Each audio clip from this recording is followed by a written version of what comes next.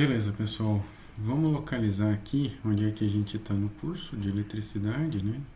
A gente já viu aqui cargas elétricas, a gente já viu circuitos elétricos nas residências e agora a gente vai analisar com mais cuidado geradores e receptores, a gente vai ver bipolos ativos e geradores elétricos nessa aula. Então sejam bem-vindos a mais uma videoaula do nosso curso de Física 5. Nessa aula nós vamos desenvolver o tema bipolos ativos.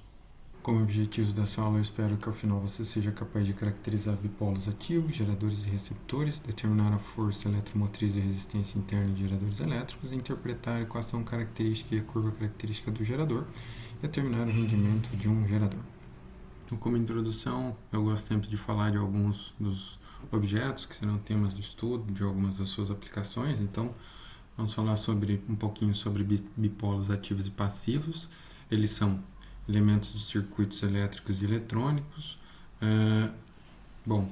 classificados em ativos quando são capazes de disponibilizar energia elétrica, então convertendo-a de uma forma outra que não é elétrica em forma elétrica, como é o caso, por exemplo, de pilhas e baterias que estão ilustradas aí na figura, como é o caso de fontes de alimentação, como é o caso aí exibido na figura também. Mas também são classificados como bipolos ativos dispositivos como ventiladores, mesmo que você esteja mais acostumado a vê-lo operando aí como um elemento que vai consumir e não produzir energia. Acontece que todo e qualquer motor elétrico pode ser revertido para funcionar como um gerador. Então, por esse motivo, eles são classificados também como bipolos ativos. Cafeteiras, por exemplo, já são classificados aí como bipolos passivos, são elementos que demandam a energia que é disponibilizada por algum bipolo ativo no circuito. Então, uma cafeteira, uma bateria que esteja carregando, por exemplo, está funcionando aí como um bipolo passivo. Então, ela está recebendo uma forma de energia elétrica e está convertendo em outra. Resistores e capacitores também são chamados de bipolos passivos pelo mesmo motivo. Então, esses são alguns dos elementos que nós vamos tratar aí nessa aula. Beleza, agora nós vamos tratar do tema geradores e receptores. Vamos classificar aí como geradores aqueles dispositivos que são capazes de converter outras formas de energia em energia elétrica, como é o caso, por exemplo, de pilhas e baterias que convertem energia que a gente chama de química, em energia elétrica. Então, está aí a imagem ampliada da pilha. Classificamos como receptores aqueles dispositivos que são capazes de converter energia elétrica em outras formas de energia, como ocorre com liquidificadores, por exemplo, aparelhos de barbear, mas aqui é importante a gente fazer uma distinção, Essa modalidade da energia convertida tem que ser diferente da energia térmica, no caso em que a gente reserva para resistores, Então, receptores vão transformar essa energia convertida em energia mecânica ou energia de alguma outra forma, mas não em energia térmica. Então, eles não são elementos que aquecem o sistema, que tem essa finalidade aí, ou que tem a finalidade de dissipar energia. Geradores e receptores são, então, classificados como bipolos ativos. Aqui você pode até estar desconfiado de por que receptores seriam classificados dessa maneira, mas é por aquele motivo que eu havia comentado anteriormente, Qualquer que seja o motor elétrico, ele pode ser transformado, ele pode ser revertido para operar como um gerador, muito embora essa eficiência não seja, em alguns casos, máxima, Mas eles sempre podem ser revertidos para operar como geradores, daí a sua classificação como bipolos ativos. E aqueles dispositivos ou máquinas ou elementos do circuito que atuem tanto como gerador ou como receptor são denominados de bipolos reversíveis, como é o caso de baterias recarregáveis, Elas não demandam qualquer tipo de alteração para operar de uma forma ou de outra, então esses tipos de elementos são chamados de bipolos reversíveis. Pessoal, agora a gente vai tentar entender um pouquinho melhor o conceito de força eletromotriz, que até já foi abordado no início do curso, mas a gente vai dar uma olhada nesse vídeo, está disponível nesse endereço aqui, no qual a gente pode ter aí uma animação, que vai possibilitar, no meu entendimento, aí, uma melhor compreensão do tema. Bom, pessoal, essa foi a animação que eu havia tratado aí na tela anterior. A gente vai explorá-la para entender melhor o conceito de força eletromotriz, tá? Então eu quero que você perceba que ao percorrer o circuito, uma carga que esteja nessa posição já exauriu toda a energia que ela tinha, então não se torna mais natural que ela prossiga esse movimento. Então esse movimento tem que ser forçado. Como é que ele se dá? Bom, pelos mecanismos internos aí da pilha da bateria, a energia química que ela contém vai sendo convertida numa energia que é gasta para fazer com que o elétron que adentra essa região aqui da bateria com uma energia mínima saia nessa região aqui com uma energia máxima, né? Então a bateria vai fazendo essa conversão, ela vai gastando sua energia química para ir incrementando, né, a energia das cargas que a atravessam. Então perceba que para que essas cargas sejam movidas, né, para que a corrente prossiga no sistema, a bateria vai ter que consumir alguma energia elétrica, né, vai converter alguma energia química em energia elétrica e essa energia elétrica vai ser consumida na transformação, né, na cedência dessa energia para as cargas. Então a gente vai poder definir aí a força eletromotriz como sendo a razão dessa energia elétrica que é transferida aos elétrons pela quantidade de carga que está atravessando aí a região, qualquer seção reta aí do circuito, né? Vamos fazer alguns comentários aqui a respeito da força eletromotriz.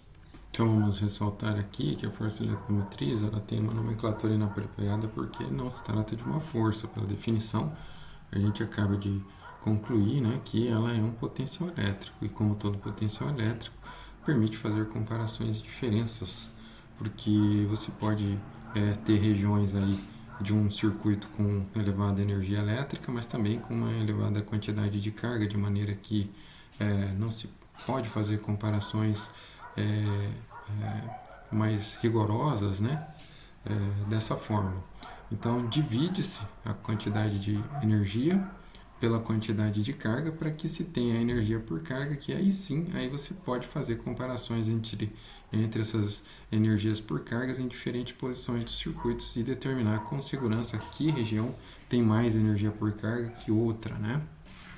Então, pessoal, eu vou pedir para que vocês assistam esse vídeo disponível nesse endereço para perceberem o seguinte balanço energético num circuito simples. Então vamos destacar aqui que na pilha, por mecanismos internos, há a conversão de energia química em energia elétrica. Dessa energia elétrica é então transferida às cargas que ao atravessarem o trecho aí do circuito correspondente ao gerador vão então incrementando sua energia elétrica, né? Mas a gente tem que destacar que ao longo desse percurso há uma energia elétrica dissipada pelo efeito Joule. Então as cargas vão colidindo entre si e com as cargas que compõem o sistema, né? E nesse processo a energia vai sendo convertida em energia térmica, vai sendo dissipada por efeito Joule. Então, de toda a energia elétrica disponibilizada pela pilha, nem toda ela vai ser transferida, né, vai alimentar o circuito. Uma parte vai se perder por efeito Joule no transporte aqui, no deslocamento das cargas pelo gerador. Então, a gente pode dizer que houve na pilha a conversão de energia química em energia elétrica.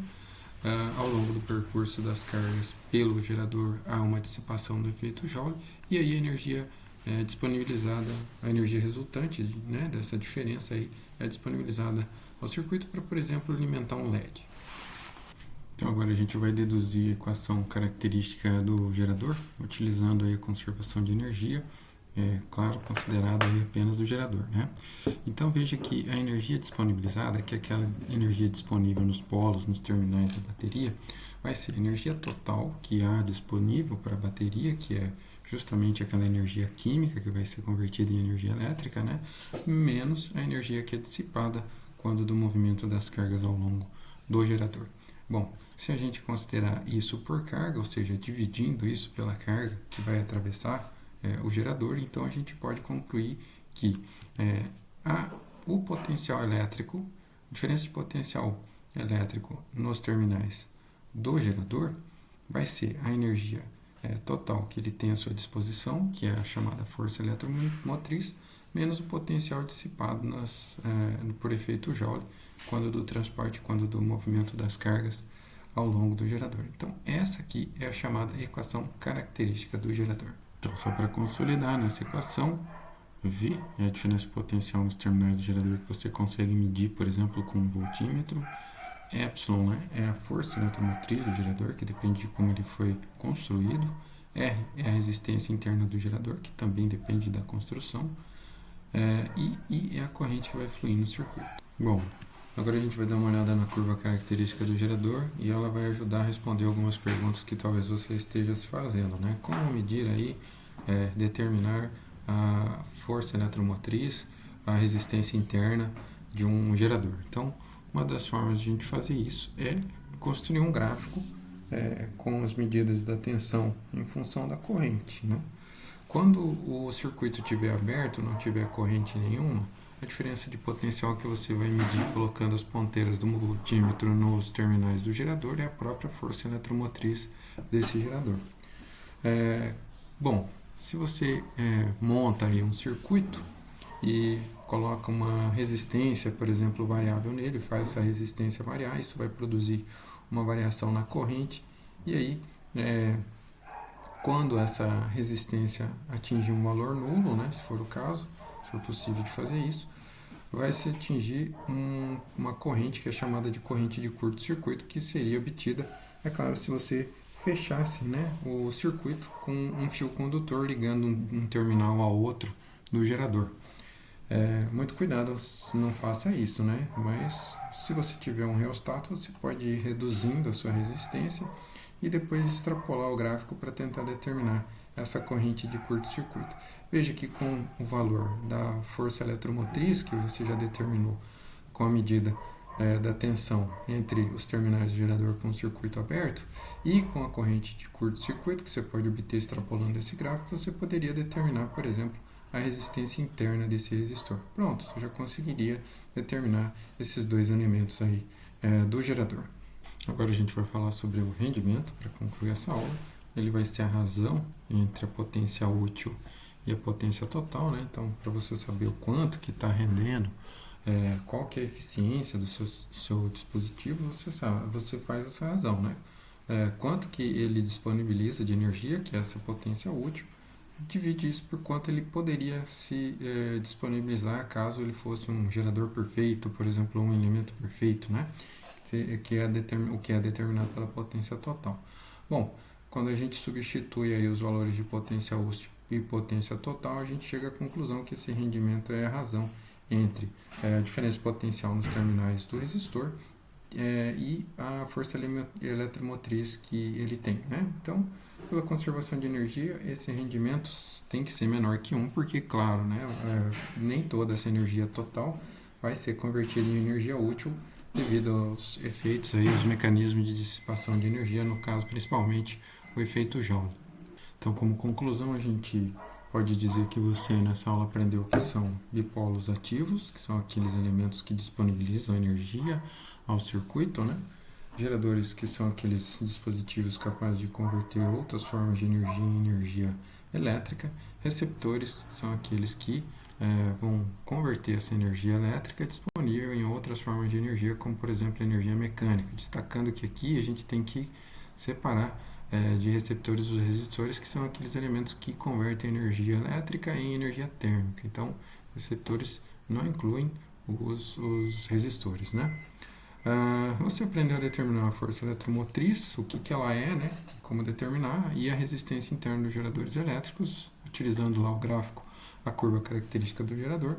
Você aprendeu a interpretar a equação característica do gerador com base na conservação de energia, então você deve saber agora que a energia que está disponível, né, num gerador é a total que ele tem, que é baseada na sua força eletromotriz, que é a energia, por exemplo, no caso de uma pilha, né, energia química, que pode ser convertida em energia elétrica, e a energia dissipada pelo efeito Joule, pelo deslocamento dos elétrons, né, das cargas, né, ao longo do gerador, e a curva característica, que é a representação gráfica dessa equação, né? E por fim, você aprendeu aí a determinar o rendimento de um gerador, dividindo a energia que está disponível, né, energia útil, pela energia total, que é energia potencial, que poderia ser convertida em energia útil.